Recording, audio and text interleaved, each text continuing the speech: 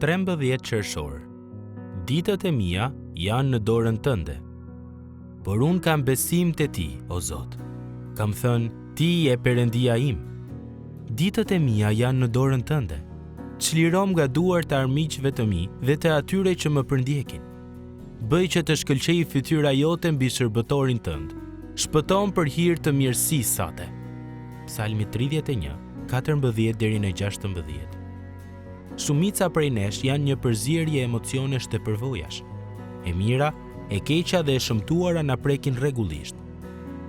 Çështja kryesore është se çfarë bëjmë ne me këto ndjenja dhe përvoja.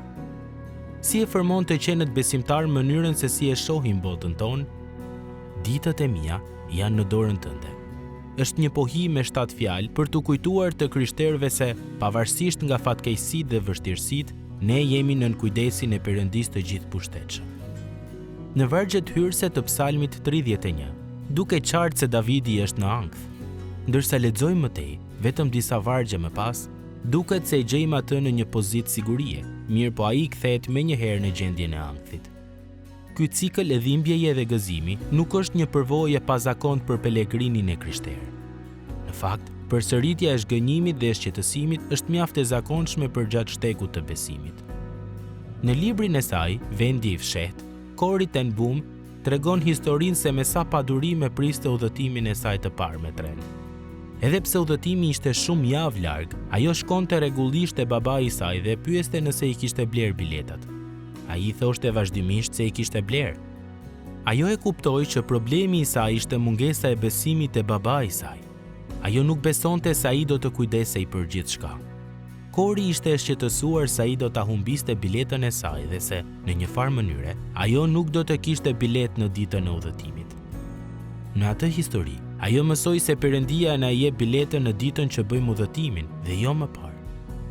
Sigurisht që ai është shumë më i aftë se ne për ta ruajtur atë. Në shtektimet tona përmes dhimbjeve të zemrës, zhgënjimit, humbjes së njerëzve të dashur dhe dështimeve personale, ne mund të mësojmë se kjo është padyshim e vërtetë. Prandaj ne duhet i besojmë atij.